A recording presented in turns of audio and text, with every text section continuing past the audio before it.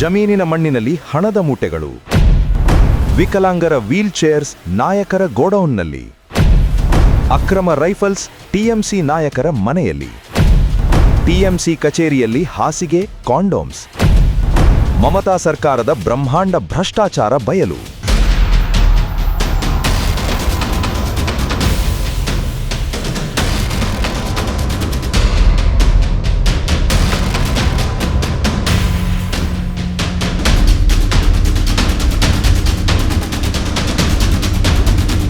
ಮಮತಾ ಬ್ಯಾನರ್ಜಿ ಸರ್ಕಾರ ನಡೆಸ್ತಾ ಇದ್ದದ್ದು ವಾಸ್ತವವಾಗಿ ಟಿಎಂಸಿ ಗೂಂಡಾಗಳೇ ಅನ್ನೋದು ದಿನೇ ದಿನೇ ಸಾಬೀತಾಗ್ತಾನೆ ಇದೆ.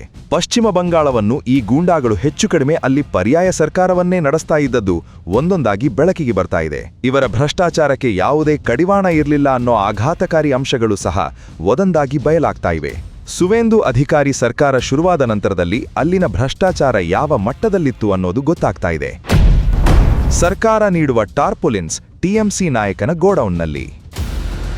ಪ್ರವಾಹ ಮತ್ತು ಚಂಡಮಾರುತದಿಂದ ಬಳಲುತ್ತಿರುವ ಜನರಿಗೆ ಬಂದ 600 ಟಾರ್ಪೋಲಿನ್ಗಳು ಟಿಎಂಸಿ ಎಂಎಲ್ಎ ತರುಣ್ ಕುಮಾರ್ ಮೈತಿಯವರ ಗೋಡೌನ್ನಲ್ಲಿ ಪತ್ತೆಯಾಗಿವೆ. ಇವು ಜನರಿಗೆ ಹಂಚಬೇಕಾದ್ದು, ಆದರೆ ಅವರು ಸಂಗ್ರಹಿಸಿ ಇಟ್ಟಿದ್ದರು.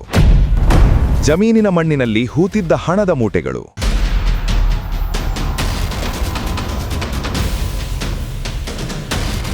ನೋಡಿ, ಈ ಜಮೀನಿನಲ್ಲಿ ಬೆಳೆದ ಬೆಳೆ ಏನು ಗೊತ್ತಾ? ಹಣದ ಮೂಟೆಗಳು.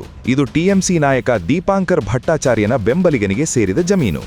ಸ್ಥಳೀಯ ನಾಗರಿಕರ ದೂರ ಮೇರೆಗೆ ಇಲ್ಲಿಗೆ ಬಂದಿದ್ದ ಭದ್ರಾ ಅಧಿಕಾರಿಗಳಿಗೆ ಸಿಕ್ಕಿದ್ದು ರಾಶಿ ರಾಶಿ ಹಣದ ಕಂತೆಗಳು. ಮಣ್ಣಿನಲ್ಲಿ ಹೂತಿದ್ದ ಹಣದ ಮೂಟೆಗಳು. ಈ ಮೂಟೆಗಳಲ್ಲಿ ಇದ್ದದ್ದು 500ರ ನೋಟುಗಳು. ಒಂದು ಕ್ಷೇತ್ರದಲ್ಲೇ ಹೀಗಾದ್ರೆ ಇಡೀ ರಾಜ್ಯದ ಜಮೀನುಗಳಲ್ಲಿ ಇನ್ನೂ ಏನೇನು ಅಡಗಿರಬಹುದೋ ಊಹಿಸಿ. ಟಿಎಂಸಿ ಕಚೇರಿಯಲ್ಲಿ ವೀಲ್ ಚೇರುಗಳು. ಇದಂತೂ ಅಮಾನವೀಯ ಸುದ್ದಿ. ವೀಲ್ ಚೇರ್ ಮತ್ತು ಟ್ರೈಸೈಕಲ್ಗಳು ಟಿಎಂಸಿ ನಾಯಕರ ಕಚೇರಿಯಲ್ಲಿ ಕಂಡುಬಂತು. ವಿಕಲಾಂಗರಿಗಾಗಿ ಸರ್ಕಾರ ಕೊಟ್ಟಿದ್ದವು ಟಿಎಂಸಿ ನಾಯಕನ ವಶಕ್ಕೆ ಬಂದಿದ್ದವು. ಫಲಾನುಭವಿಗಳಿಗೆ ಇವು ತಲುಪಲೇ ಇಲ್ಲ. ಇದು ವಿಕಲಾಂಗರ ಗೌರವವನ್ನು ಕೂಡ ಕದಿಯುವ ದರ್ಪ. ಇದು ಟಿಎಂಸಿಯ ನೈತಿಕ ಪತನ. ಟಿಎಂಸಿ ಕಚೇರಿಯಲ್ಲಿ ಬೆಡ್, ಸೀರೆ ಮತ್ತು ಕಾಂಡೋಮ್ಸ್ಗಳು.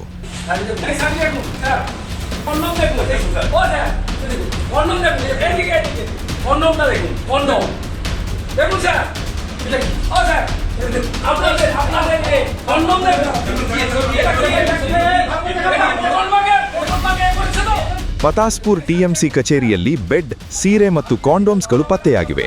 ಸರ್ಕಾರಿ ಸೌಲಭ್ಯ ಪಡೆಯಲು ಮಹಿಳೆಯರು ಮೊದಲು ಟಿಎಂಸಿ ಕಚೇರಿಗೆ ಬರಬೇಕಿತ್ತು. ಸಹಾಯ ಬೇಡಿ ಬಂದ ಅಮಾಯಕರನ್ನು ಬಲವಂತಕ್ಕೆ ಹಾಸಿಗೆಗೆ ಕರೆಯಲಾಗುತ್ತಿತ್ತು. ಇಂಥವನ್ನು ದೊಡ್ಡ ಜಾಲವೇ ರಾಜ್ಯಾದ್ಯಂತ ಹರಡಿತ್ತು ಅನ್ನೋದು ನಿಜಕ್ಕೂ ಆಘಾತಕಾರ ವಿಷಯ. ಟಿಎಂಸಿ ನಾಯಕನ ಮನೆಯಲ್ಲಿ ರೈಫಲ್, ವಿದೇಶಿ ಮದ್ಯ. ಟಿಎಂಸಿ ನಾಯಕರಾದ ಅಜಿತ್ ಸಾಹಾ ಮತ್ತು ಅವರ ಸಹೋದರ ಸುಜಿತ್ ಸಾಹಾ ಅವರನ್ನು ಅರೆಸ್ಟ್ ಮಾಡಲಾಗಿದೆ. ಅವರ ಮನೆಯಿಂದ 27 ಲಕ್ಷ ಹಣ, 666 ಲೈವ್ ಕಾರ್ಟ್ರಿಜ್ಗಳು, ರೈಫಲ್ ಮತ್ತು 52 ಬಾಟಲ್ ವಿದೇಶಿ ಮದ್ಯ ಪತ್ತೆಯಾಗಿವೆ. ಗನ್ನುಗಳು, ಹಣ, ಮದ್ಯ. ಅಬ್ಬಾ, ರಾಜ್ಯದಲ್ಲಿ ಎಂಥ ಗೂಂಡಾ ರಾಜ್ಯವಿತ್ತು ಅನ್ನೋದನ್ನು ಇದು ಎತ್ತಿ ತೋರಿಸ್ತಾ ಇದೆ. 15 ವರ್ಷಗಳಿಂದ ಬಂಗಾಳದ ಜನ ಎಷ್ಟು ರೋಸಿ ಹೋಗಿದ್ದರು ಅನ್ನೋದಕ್ಕೆ ಇವು ಕೆಲವು ಉದಾಹರಣೆಗಳು. ಈ ಗೂಂಡಾ ರಾಜ್ಯದ ದಬ್ಬಾಳಿಕೆಯ ಪ್ರತಿರೋಧವೇ ಈ ಬಾರಿಯ ಚುನಾವಣಾ ಫಲಿತಾಂಶ. ಹೊಸ ಸರ್ಕಾರ ಇಂಥ ಗೂಂಡಾಗಳನ್ನು, ಭ್ರಷ್ಟರನ್ನು ಮಟ್ಟ ಹಾಕಲಿ ಅನ್ನೋದೇ ಫಲಿತಾಂಶದ ಆಶಯವಾಗಿದೆ.